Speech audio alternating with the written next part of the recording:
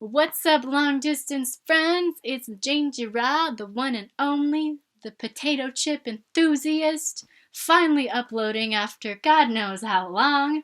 I'm going to be doing a speed draw of Himeko from my upcoming webtoon, Heroic Himeko, coming out probably this summer, I hope. Today I'm going to be answering a few Q&A questions that I've had from some of my art friends and just kind of giving an intro on how you can improve as an artist, especially if you are a young artist and you're just starting out and you need some advice.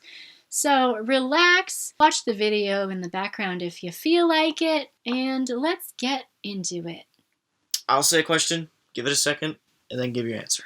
What do you do to get better at your art? Well, what I do personally is that I do art studies so that I can learn new things, because there are some things I'm not very good at drawing, and I know that, and if I want to get better, then I have to step outside my comfort zone. For example, cars. I am horrendous at drawing cars, but I'm pretty okay at drawing people. So every now and then I need to practice drawing those cars and breaking them down into shapes and understanding how they work and how they look in the road. And that's something you should do for yourself as an artist. You should focus on the things that you are not the best at drawing and figure out how to improve. And you should always go back to your basics, like understanding value, shapes, principles of design, different pencil strokes, all kinds of stuff like that. And it'll help you in the long run. Classes in college do help. They're not required for you to be successful. You can get by without them, but for me personally, college in general has helped me try new art mediums and to try new techniques and improve upon the mistakes that I was not seeing myself, because self-teaching can only take you so far.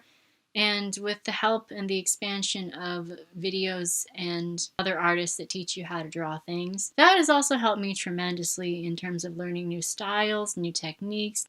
I think as long as you put in the effort and actively take steps to draw better, you will slowly get better at art. You also need to be patient with yourself and not immediately expect to just magically get good overnight, because nobody does that. The pros make it look so easy, but what we don't see behind the scenes is the thousands of hours and years that they put and how much they don't like some of their work. They just show the finished product, so you think, oh, it's perfect, it's amazing. What are your specialties as an artist, and what keeps drawing you in? Yeah, yeah. What keeps enticing you to draw more of that subject?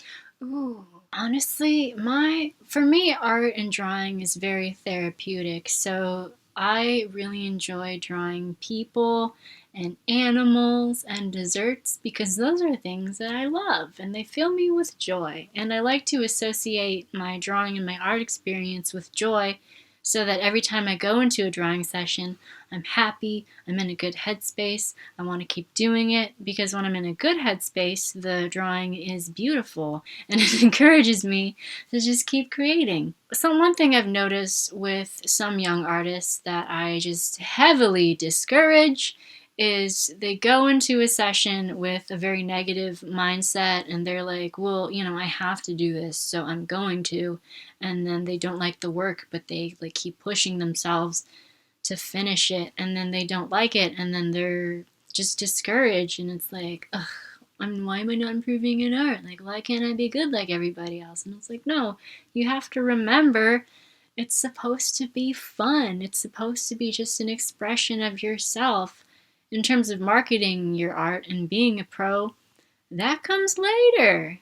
I think one thing that easily gets forgotten about art is the importance of the authenticity of what you're making, because I've noticed for myself, when I make things that I think other people are gonna like, I don't love the results, and then it makes me spiral into kind of a little existential crisis where it's like, am I making this because of capitalism?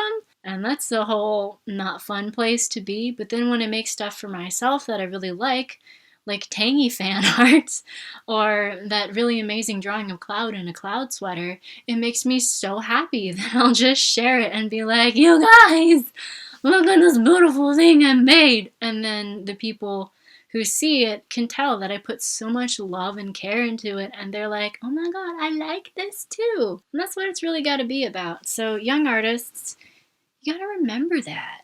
So, how to start art? First thing, you have to understand, if you make art, there you go. You're an artist. That's it. That is the only requirement. You can't say that you're not an artist. Shut up with that.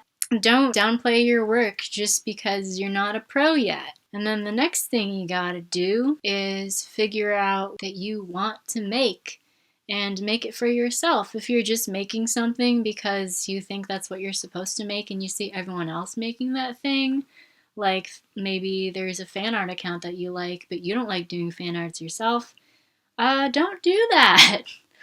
Just make something for yourself first, make something beautiful, and then just keep creating and keep going with it. If you want to get into comic art, learn what goes into panel composition, look at different comics that you draw inspiration from. If you want to get into resin or oil painting or sculpting, find some inspiration. Look at artists' work that you really like. Figure out the tools that they use, if you can afford them. If not, figure out some affordable options, whatever. Once you have your inspiration, literally just start. Don't give a shit about what other people are going to think of your art. You're just starting out, and don't be so hard on yourself. Don't expect yourself to just magically be great at it. If you are, then good for you. I'm kind of jealous. If you're not great at it, good, because I was not fantastic at art when I started, and then I'll pull up a picture of my chicken people. I was pretty not fantastic, but I just kept at it for 14 years. Let me put emphasis on how much time it took me to get where I am. Over 14 years of just non-stop drawing and trial and error and comic art and learning and teaching myself and taking classes and watching videos. I put in the work, and that's why I'm at where I am today, and I had a really strong support system. My friends, my family, my significant others. If I had any pets, maybe they would have supported me too. My goldfish was a big fan of my goldfish fan art, I think. Yeah, my support system kept me going. It's also good to surround yourself with people who will help you improve and grow. Because I didn't 100% surround myself with a yes man. I surrounded myself with some people that are not afraid to critique my work and be like, so your heads are really big, or this nose looks a little bit whack. They didn't say it like that. But yeah, people that weren't afraid to critique me helped me grow as a person and see, I make mistakes, my art's not perfect, and that's why I'm practicing and trying to get better. And then the step you want to take after that is figuring out tools and tool alternatives, but mostly understanding the tools don't automatically make you a good artist. I've had some people ask me, hey, if I get this tool, is it going to make me good? Is this tablet the right one? If I use what you're using, is that going to make me good? Blah, blah, blah, blah, blah. No! I started using mechanical pencils, printer paper, and free art software, and I still managed to make things. One person I saw made a portrait out of PowerPoint, and that's not even a drawing program. So yes, great tools help me. I've realized that Clip Studio Paint makes my life so much less of a headache, but you don't need to go broke when you're just starting out. So you don't need good art supplies for your art. It's not a requirement, especially when you're just starting out. Good tools definitely do help because, like I said before, if I were to compare Clip Studio to frickin' Gimp, which I've got some beef with Gimp, let me tell you.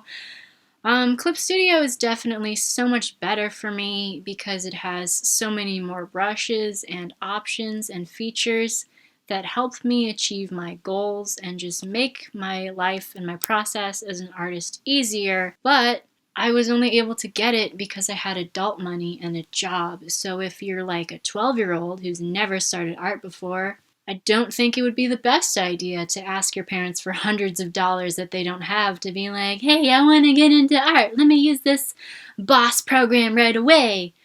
I started out with Gimp and I started learning how to use a tablet, how to use a different brush, what are layers, What are all these effects? What's a Gaussian blur? What are all these things? Free software is great for younger artists who don't have any money coming in to just play and experiment and get used to digital art. And then if you want to be a traditional artist, it's okay to start with a cheap sketchbook and some mechanical pencils or those beginners artsy kits. It's okay. As long as you are actively trying something, that's a good start. And then as you get better at it, you're going to want to try out new tools. As you have access to money, you'll be able to invest in higher quality tools like erasers that don't destroy your paper, or ink brushes, or watercolors that are crazy expensive for reasons I don't understand. It's good to gradually work your way up the tools, but the most important thing to focus on is building your skills, because a good artist can make great art with anything. I can link a few YouTube videos of pro artists who use dollar store tools and manage to make professional level looking works of art somehow. Cool. And what are some art tips that you recommend? When I was in college, I think the most life-changing advice that I received from my oil painting teacher was, if you want to get good at painting skin, learn how to paint fruit first. It was very confusing, and I was like, what? Fruit and people are not the same thing. What are you saying? He explained that when you look at an apple, it's not just one shade of red. It's like hundreds of shades of red, but each shade smoothly transitions into the other shade. So if you can learn how to capture that with whatever medium you're using, you're going to be great at capturing skin, because when you look at skin, it isn't one color. It has multiple different shades, especially when you take into account the color of your veins, if you have the type of skin where you can see right through it. And the color of your hand is actually a different color than your whole face because of the way your blood moves. And then when you move, the color of your skin changes ever so slightly. And I never ever thought about that. And then I started to observe that in real life, especially when staring forever at my significant others and all their beautiful features. And I started to see it. So I practiced drawing some apples a few times, and then I started to just see color in a whole new light and apply that principle to everything I painted. For example, the Wordle print that I did a couple months back was really hard to do in terms of figuring out the color, because in different pictures, Wordle's animal color was way different. So I had to find a color that could capture his color to make it recognizable. But the print that I was working on was in the sunset. So I had to understand the sunset and take into account the shades of orange and how that affects the surface and the material, and also how the light would reflect on the palm trees. It was a lot, but because I was able to develop that skill of observing, seeing the difference in shades on an apple, it helped me improve so much. And that also taught me that the better you are at observing, the better you are at capturing what you see and drawing it and translating it into your art. Because my pet peeve, I cannot stand some artists that are like, oh, I never use reference because that's cheating. Well, do you have a photographic memory? Do you just remember what a giraffe looks like? Do you just know the different shades of color that's on each of their individual's hair when they're in the sunlight? Do you just know the perfect height ratio of their weird little camel horn thingies? Do you just know that?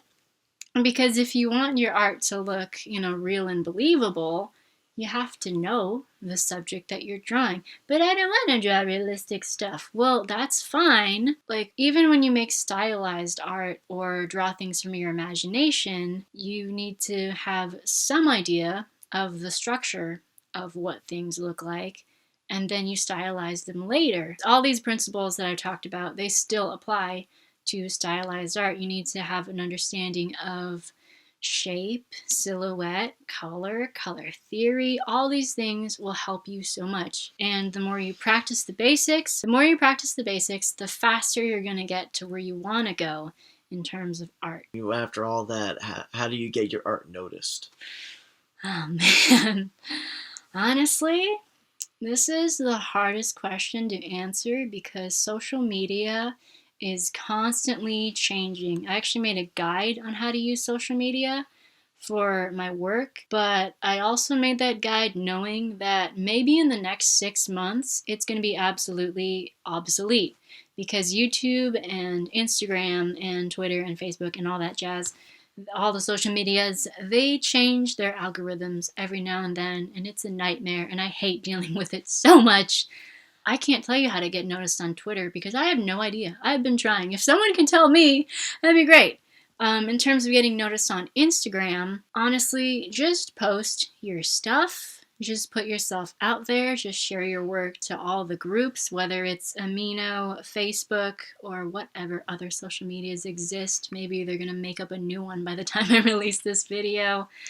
I recommend using hashtags, but maybe someday the algorithm doesn't even need those, so I can't tell you that. The more active you are on social media, the easier it's going to get for people to notice. And I think what's really important to take into account is that no one can find you if you stay inside your shell. So the more you put yourself out there, the better it's going to be. And the more you talk to other people and connect with people, that's also going to make it easier. I have been able to build a fairly large audience because I have learned how to network and talk to people in real life and be like, hey, this is my work. I want to share it with you. And they share it with their people, and it just keeps growing and growing. And yeah, I also collaborate with other artists, and that helps get me noticed and helps me build more content. And marketing yourself with confidence is just a whole nother video. Share your stuff. Put it out there.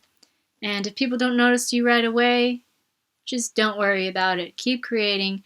Keep going, keep believing in yourself, keep getting better. But the most important thing to keep in mind is to be patient with yourself. You gotta keep going, and the algorithm can suck it. Thanks for sticking around for this video, you guys. Like and subscribe for more content like this. Support me on Buy Me a Coffee. I'm working on setting up a Patreon. Follow me on Instagram at JangyRoDraws. All my socials will be linked in the description. Bye!